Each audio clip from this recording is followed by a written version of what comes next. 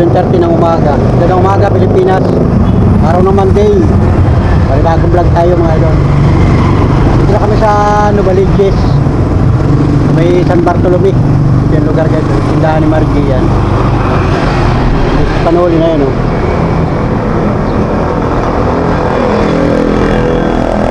Ngayon yung araw ng Lunes, umaga na naman. So kagabi dumating kami dito ay alas 5 pasado na ng gabi at maulan nga. Hindi ko namalayan. Kaya gabi na. Kwentuhan kami dito. Puro nag-usap muna sila magkakapatid. Yun ang kaganapan mga idol. Hindi pa na i-imbalsamo si Kuya Roy ngayong oras na ito. Mamaya pa daw alas 8 yata ng umaga ngayon Lunes. Nila doon sa Purinarya. Wala na may dito na lang yung lugar.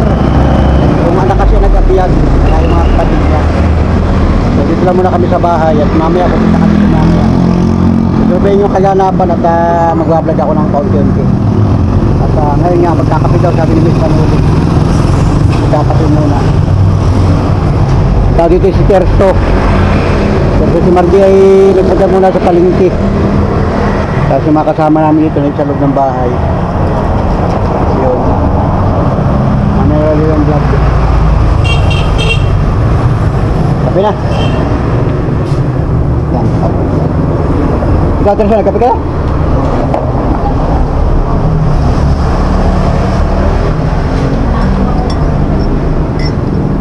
Nakakatulog din ako ay gagabi.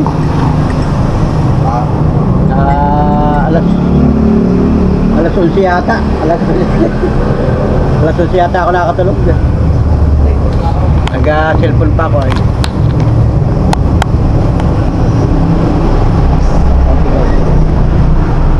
Hintay mo yung panuli.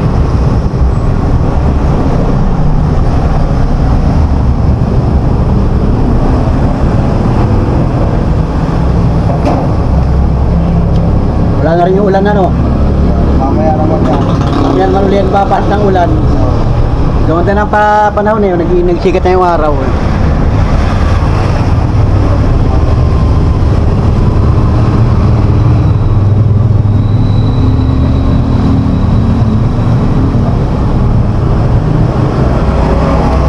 So, yung asawa ni Margie, yan. Asawa ni Margie. Dumating na si Roy mamaya, bantay na kami sa chapel. Mamaya na yung pan? Ibalsa mo na rin mamaya eh. Ito ngayong araw na ito. Hindi pala, inimbalsa mo kahapon. Nilagay daw sa freezer dahil wala daw yung ngayon daw naka-schedule mo na ibalsa mo. Malilipasin pa yung 24 hours pagkamatay. Sa nila kagabi, mga bandalat. Kasi sa morgue, 24 hours talaga yung bago ibalsa mo. Kasi babayaan mo na niya doon, mainit pa naman daw yun. Eh dito, may freezer pa pala.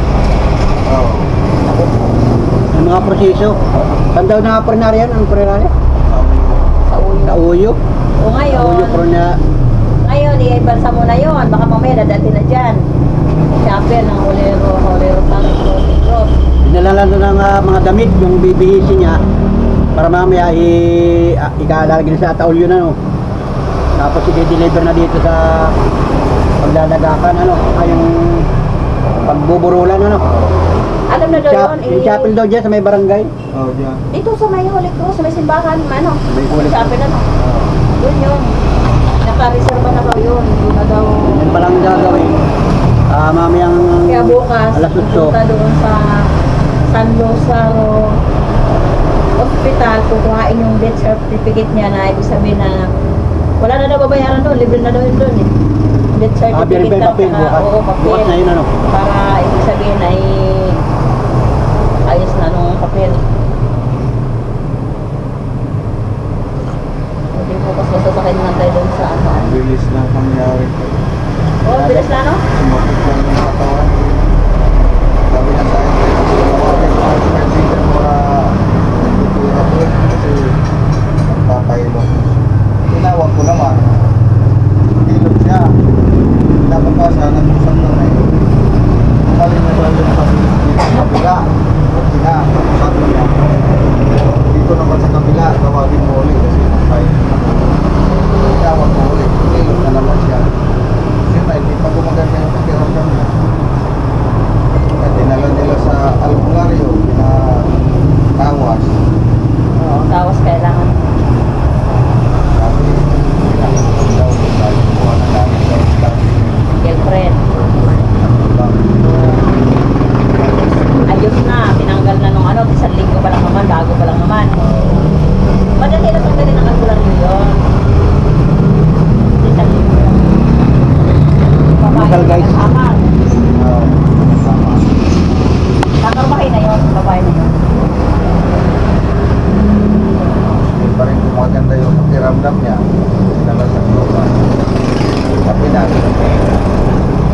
Kaya nagpa-hospital, masama ng pakiramdam niya.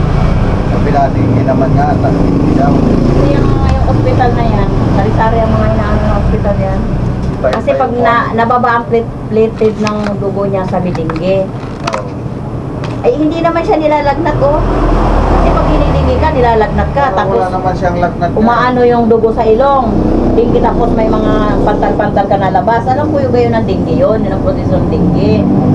Kasi sari-sari ang doktor ang sinasabi niya. Eh, wala pa naman silang pantis na dinggi talaga yun ay. Ito pa. Hindi naman siya nilalagnat. Ito si Maria dito na pag-dito. Maraming sinabi. Si Maria sa bayan, namamaligti. Doon sa puso lang nagkakano. Pag hindi, kung ang puso niya ay normal lang, hindi yun siya maano. Kasi ang isang tao ay pag puso ang dumadali.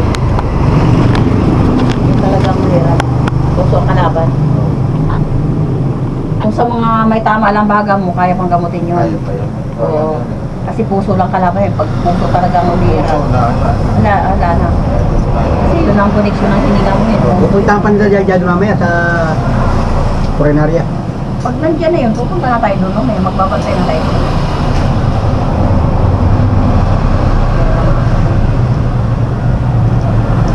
Tayo pa si Brian. Kung mag-irap na yun, saglit lang yun. Napunta si Brian. Siya magdala nung yung credit pala, libre naman pala yun. Lalakadin mo lang yun. Oo, tapos yun, lalagay naman sa buti yun.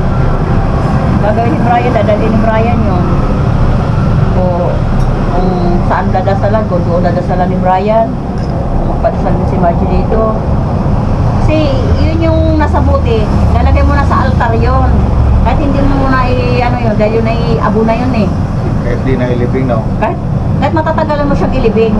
Kung gusto mo pa sa makapili mo siya, o doon muna sa altar yan, at dadasalan mo yung padadasalan ni Brian. Hanggang umaabot ng 40 days, pwede. Kung kailan gusto mo nang i-ano, pwede na yung ilagay niya doon sa asawa niya. Kaso lang, hindi ko alam kung nalaman na ni ang anak. Ang bunso. Oo, yung bunso. Kasi mapaparating na naman yun. Pag yun ay mag-iisip na naman yun eh. Kailangan ay huwag nang ilihim ni Brian para hindi na niya hahanapin.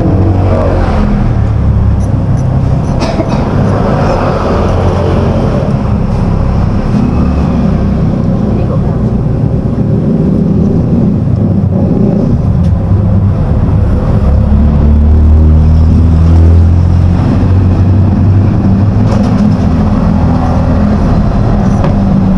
Alis sa'yo.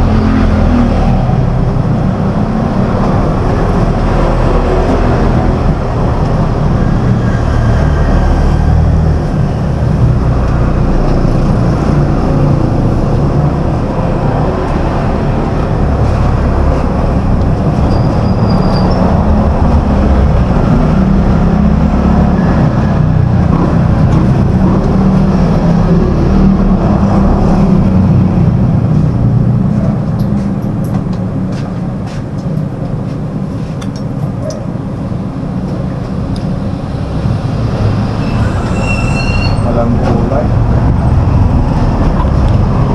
Walang gulay. Dami nabili dito. Nagkano dito? Mga bumibili dito. Yes.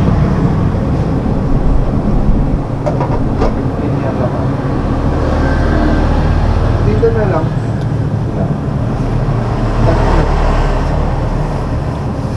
Antay namin yung anak ni Hello? Kuya Roy. pupuntahin dito mamaya.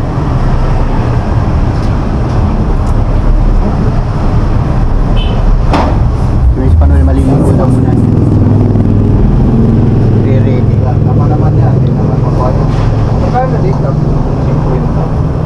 Yan.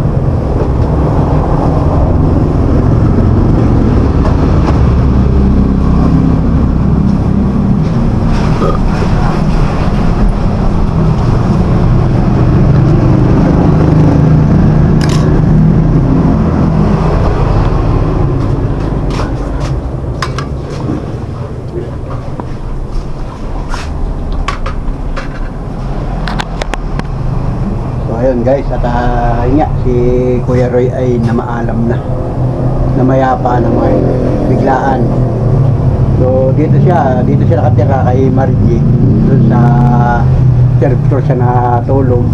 Kasi may itong bahay na ito, mayroon itong third floor, may second floor, may third floor. Malit lang itong bahay na ito, pero may third floor. Pero ang gawa nga niya dito, nagluluto siya dito, siya ang tagaluto ni Margie. Nagluluto siya. Yung mga lutuan nila, nagluluto-luto siya ng mga ulam. Siya ang pinakang katulong ni Margie dito, nagluluto ng ulam.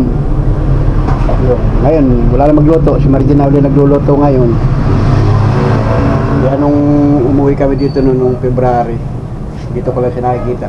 Bisa nagluluto siya dito.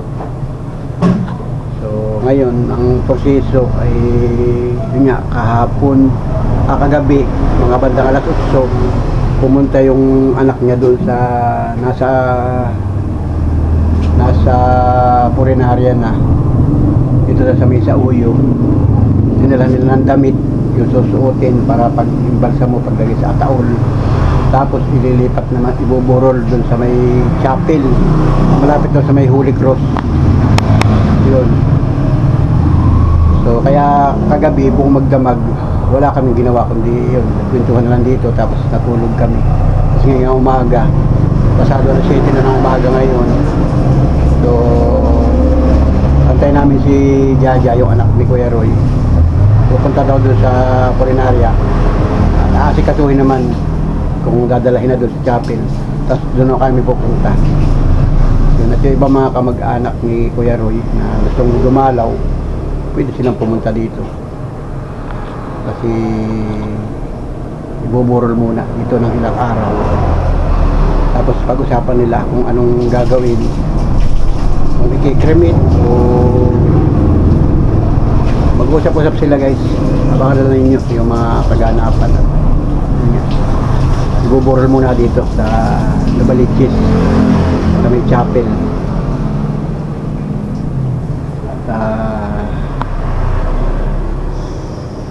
dito lang muna tayo guys sa bahay ni Margie. May panood naliligo. Ako mamaya ako maliligo. Bablog muna ako guys. So yun.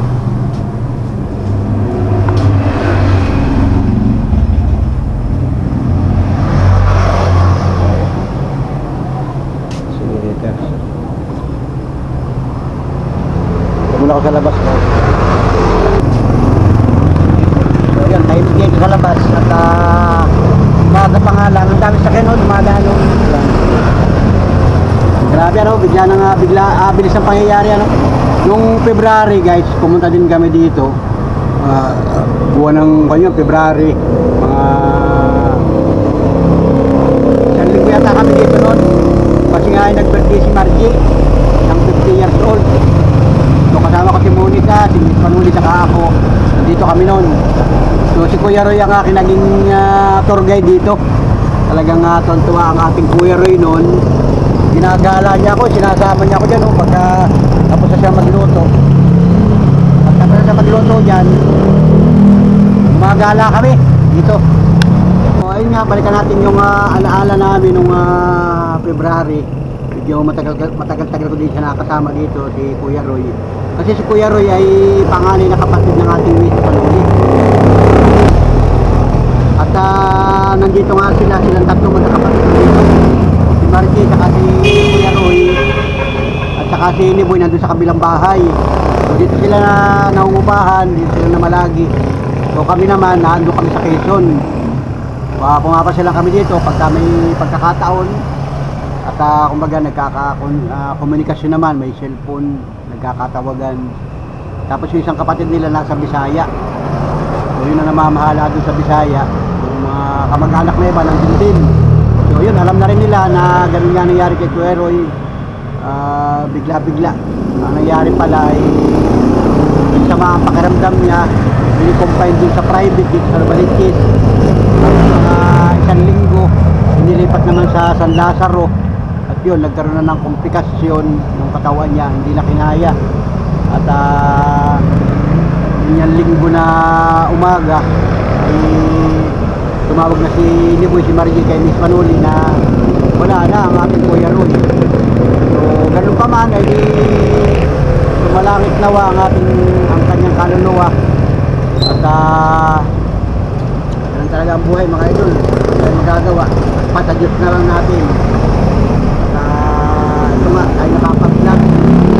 So sa mga kamag-anak ni Kuya Roy, mga Kabilar family, buburo si Kuya Roy dito sa Nabaliches. Sa ilang araw muna dito sa mamamalagi sa chapel. At hintayin natin ang desisyon ng mga anak. Dadating daw yung anak na galing ng Cebu. Sa iba mga kamag-anak ay di mag-usap-usap. Ikikrimit ba sa susunod na araw o dito na ilibing. Kasi nandito naman tayo sa Quezon City. Marami naman ditong may kumbaga may barangay naman dito, may mga tumutulong naman. Di kumbaga kailangan nila ng alalay. At tayo nga ay nakapag-vlog mga idol. So yun, yung tricycle ni Terso na yung tricycle ni Terso, yun. Hindi rin siya namamasada kasi may bantay sa tindahan, may ginagawa rin sila dito. Yung tricycle na yan yung ginamit namin ni Kuya Roy pagka kami wala lang gawa. Sabi ni Kuya Roy, tara, uli tayo mag-suroy. Kasi alam niya tayo nagbablog, tuntua siya sa akin, nagbablog tayo. Kaya marami kaming vlog, namasyal kami doon sa subdivision, hanggang doon sa may Ladico compound, hanggang doon sa may kabilang tulay doon.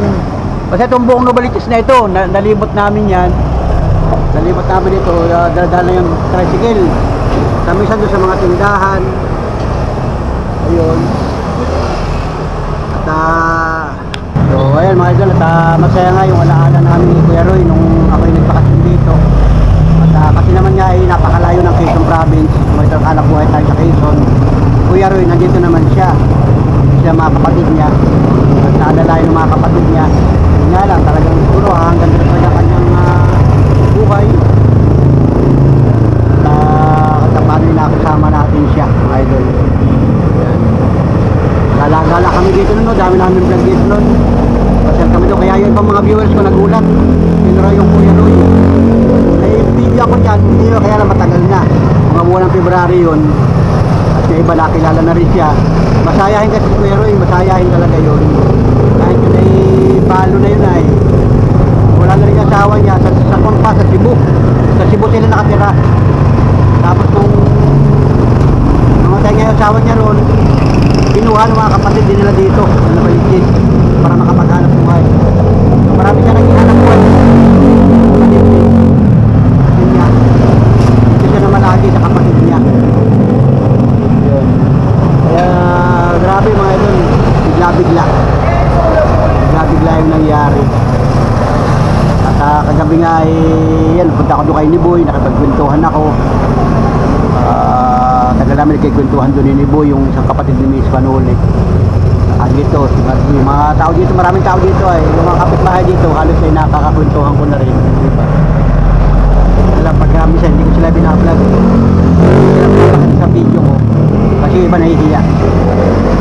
May mga tao din dito na ayaw siguro magpakita sa vlog, eh di kaya yung mga vlog ko talagang hindi ko nakukuhanan lahat, tayo-tayo lang pag tayo nakasingit mag vlog, yun lang ang mga kinukuhanan ko guys.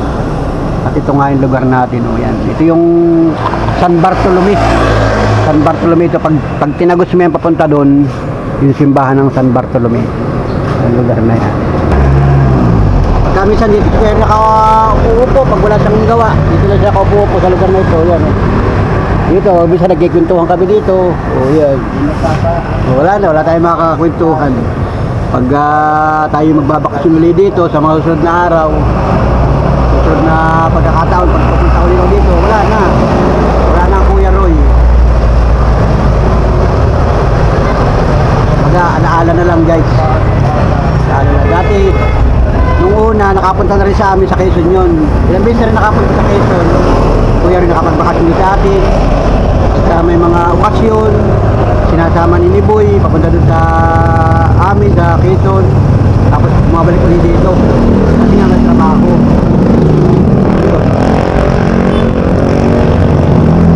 Mga pagkakataon na hindi natin malilimutan guys.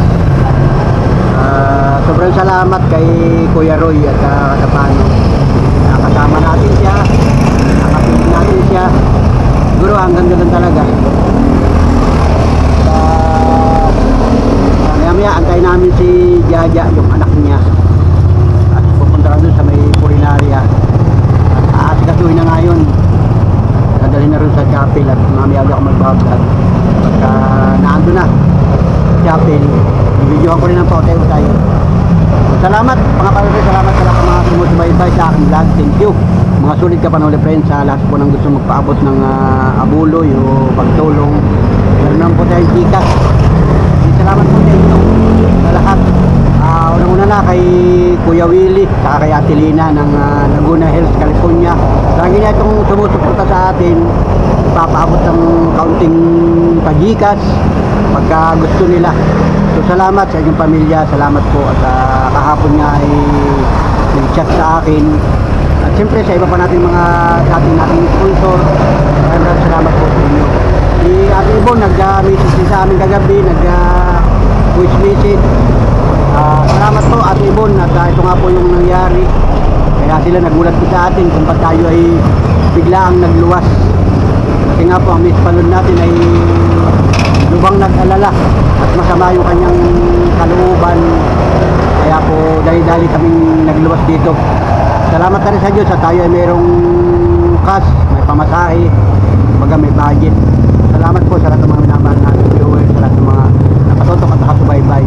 Yun nga po mga nakaraang araw ay bihira ako mag-upload ng video natin kasi nga ay sobrang sama ng panahon dito at wala akong ganang mag-vlog at sobrang busy rin sa mga ginagawa. Salamat po once again sa lahat ng mga nag-aabang ng vlog ko.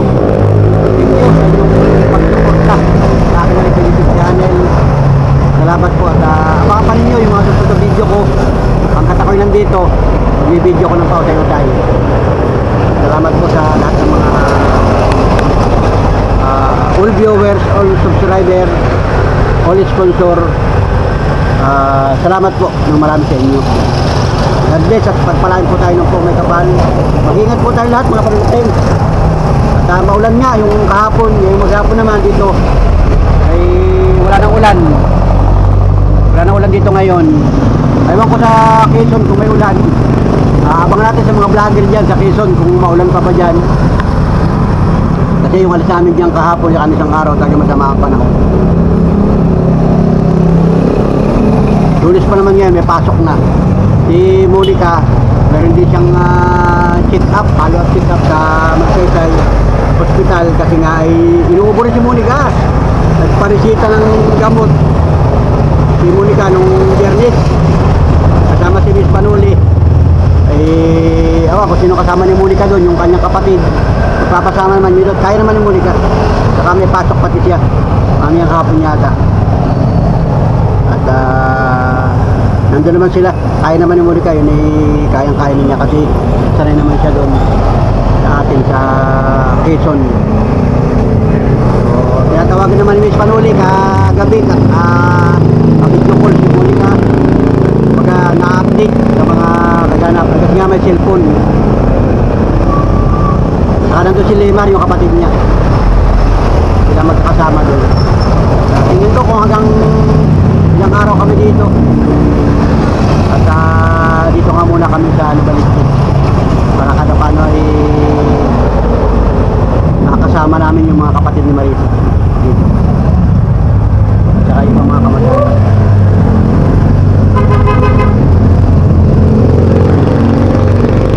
daanan.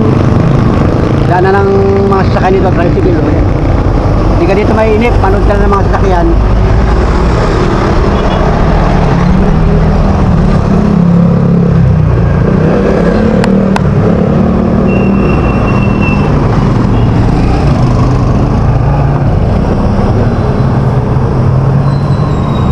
Okay, salamat mga idol. Thank you. Sulit ka pa na friends. Nag-almusal ako. Pansit tsaka kape. Yan. Si Miss Panuli naliligo. Si Nibo yata ay ewan mo kung gising na o sabi niya may pasok pa daw siya eh. Sa mamaya mga idol, magpapalad ako mamaya. Salamat mga idol. Okay mga idol at ito dumating na si Jaja. Mga anak ng ating Kuya Roy.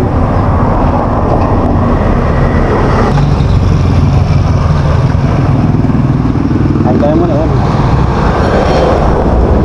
Kain na kain. Kain, sir. Ano si Marisa kung Tulog ba sa Marisa? naliligo yun ay. Ah, naligo. Oo, naligo yun. Kain ka muna dyan.